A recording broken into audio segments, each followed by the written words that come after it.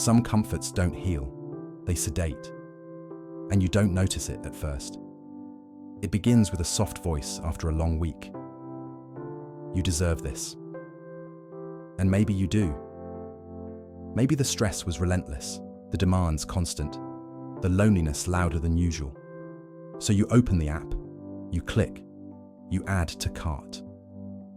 A few seconds later, you feel a shift. Not peace, not joy, but distraction. That's what modern comfort often is. A pause, not a presence. A distraction dressed as relief. Marcus Aurelius once asked himself before any action, is this essential? Not because he lived in scarcity, but because he wanted his days to be precise, focused, true. Discipline wasn't self-punishment, it was self-respect. A pruning of the unnecessary to allow the necessary to grow. And that's where most of us fall, not in dramatic errors, but in slow drifts. In the tiny purchases that accumulate, the silent swipes that comfort us, just enough to avoid asking deeper questions. Every treat-yourself impulse is a meeting between desire and discomfort. But it's rarely the desire that leads. It's the discomfort steering from underneath. You might feel like celebrating, but often you're just tired, empty, numb, resentful, and the treat becomes a translation of what hasn't been said. I'm not okay, but I don't know how else to respond. Psychologist Daniel Kahneman called it the effective forecasting error, the repeated illusion that buying something will significantly change how we feel. We imagine the relief, the spark, the shift. But once the box arrives, once the buzz fades, we realize it didn't fix the fatigue. It didn't touch the ache. Think of it like a blanket, a warm one, but too warm. It comforts you at first, then begins to smother. You wake up sweaty, restless, unsure why you're uncomfortable. Short-term comfort can do that. It blurs your vision, dulls your instincts, and delays the real recovery your body and soul are craving. So before we go further, let's begin not with guilt, but with presence. The goal isn't to shame your spending. It's to return your purchases to their rightful place. Not as therapy, not as identity, but as tools. You are not weak for seeking warmth. You only suffer when you forget to ask, what is this really soothing? And is there another way? Sometimes, the loudest decision is the quietest one.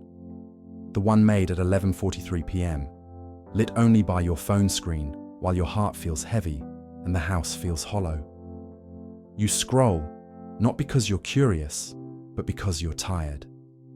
And the act of choosing something, anything, gives you the illusion of control. It's not about the item, it's about the feeling you're trying to outrun. When you buy from that place, not joy, not clarity, but fatigue, you're not treating yourself. You're avoiding yourself. You're muting sadness with shipping notifications. You're covering anxiety with checkout confirmations. What feels like care is often a form of emotional avoidance dressed in a digital disguise. The brain plays its part too. It's wired to seek relief, and fast.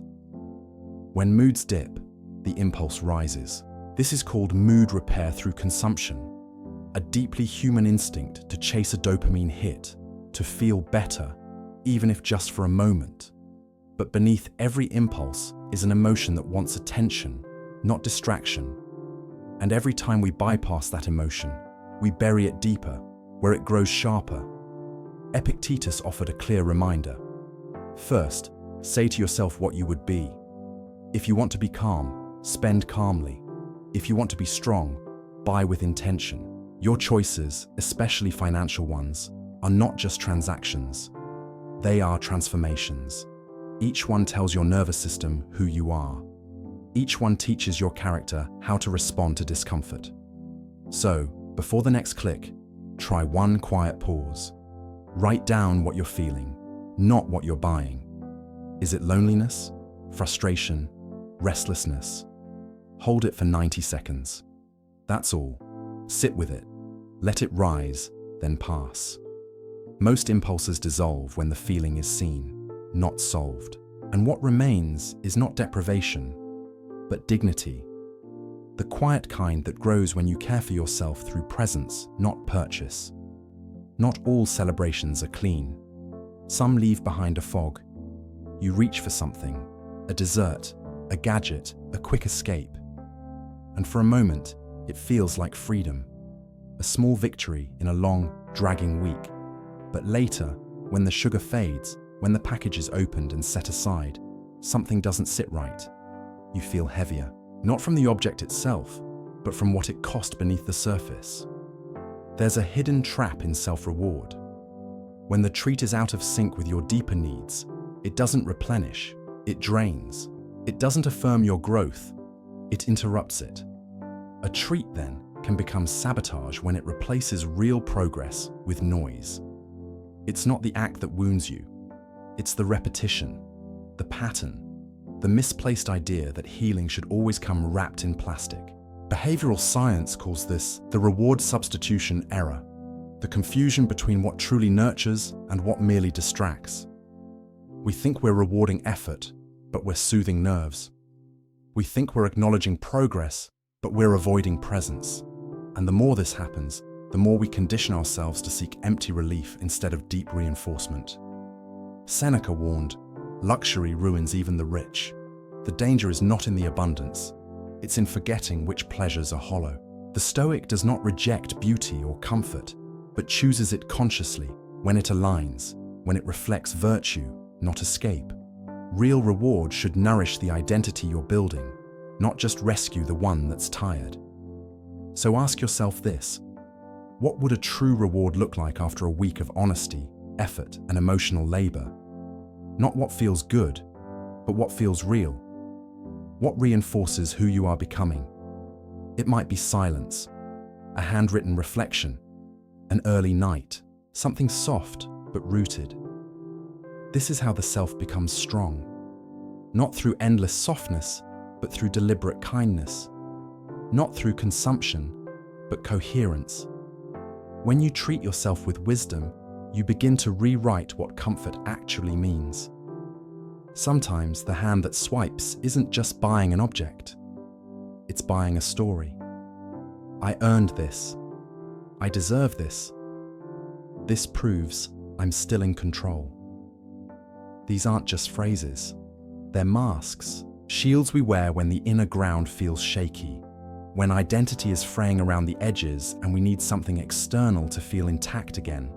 But not all purchases are for the self. Some are for the audience in your head, the friend you want to impress, the parent you never pleased, the younger version of you who swore you'd never feel poor again. These aren't products, they're performances, scripts written from old wounds and silent comparisons. This is the trap of identity-proving purchases, the kind that whisper, "I'm still doing okay," or louder, "Look at me, I made it." They rarely come from peace, they come from pressure, and in the end, the moment you need to prove something through consumption, you're no longer in alignment. You're in costume. There's an ancient metaphor buried here, the mask with a receipt. You don't buy for yourself. You buy for the image of yourself. You hope others will see it and fill in the validation you struggle to give yourself. But the Stoic knows, worth is not something you broadcast. It's something you embody, quietly, without transaction. Before you purchase, pause. Ask with tenderness, who am I buying this for? Whose approval am I seeking? Would this still feel right if no one ever knew I had it? That is the threshold. That is the audit. Not one of guilt, but of identity. You do not need to decorate your value. You only need to return to it. Spend in a way that feels like truth, not performance. Choose as if no one is watching. Because often, the deepest integrity happens in the moments no one ever sees. It's rarely the big purchases that pull us off course. It's the small ones.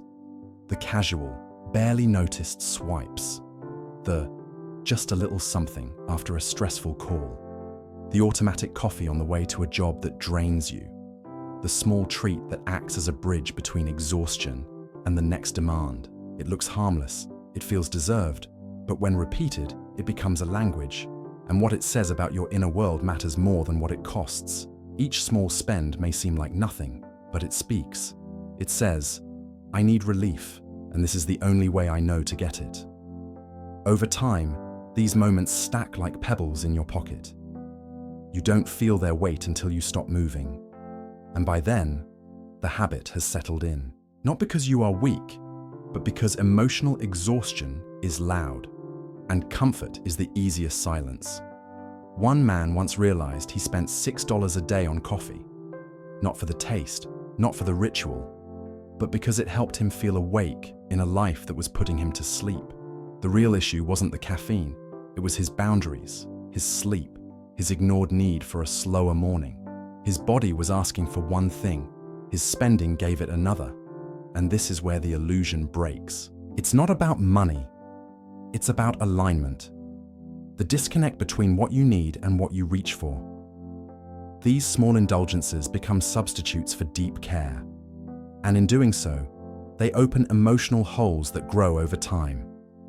Not because you're spending, but because you're not listening. So begin a gentle ritual. After each discretionary spend, answer with one quiet word. Why?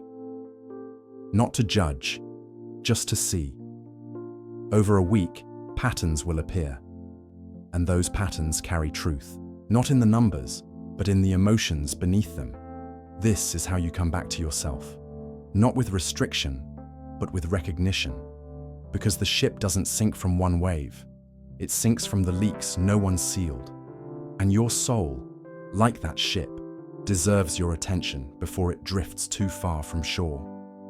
There are forms of exhaustion that no purchase can fix, the kind that lives beneath your skin, in the pauses between emails, in the sigh that slips out before your second cup of coffee. It's not solved by more, it asks for less. Less noise, less pressure, less pretending that consumption equals care. The real shift begins when you trade the impulse to buy for the courage to pause. When you stop asking, what can I get? And begin asking, what do I actually need? Because true replenishment is not transactional. It's not tied to boxes or bags. It's built in the quiet rituals that restore your nervous system, not in the clicks that numb it.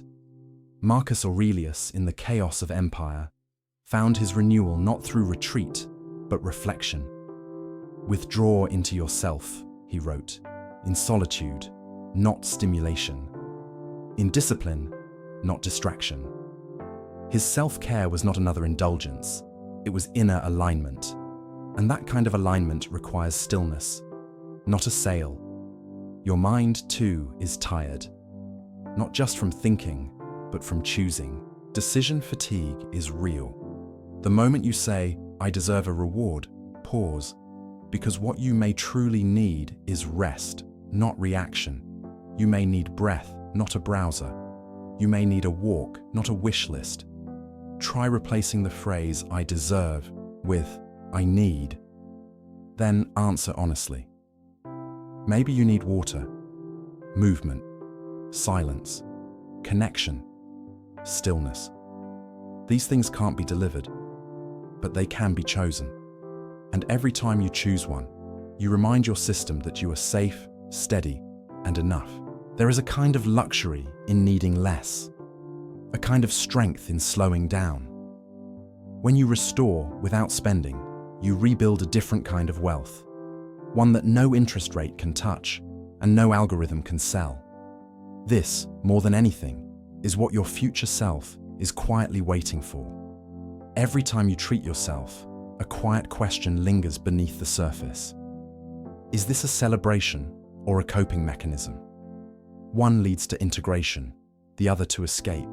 One strengthens the identity you're building. The other momentarily silences the parts of you that feel out of sync. What you spend on is never just about utility, it's about self-expression. And the deeper that expression aligns with your values, the less you feel the need to explain, justify, or regret. Purchases, like thoughts, leave a trace. Marcus Aurelius wrote, "The soul becomes dyed with the color of its thoughts." And in the same way, your financial choices begin to tint your life. Not just your budget, but your beliefs. Not just your calendar, but your character. When your spending aligns with your principles, it becomes quiet, peaceful, effortless. But when it drifts from your core, even small indulgences carry friction. Modern insight echoes this ancient wisdom. Morgan Housel said it plainly. Spending money to feel better is often the slowest form of self-harm. Not because you can't afford it, but because over time, it confuses your emotional signals.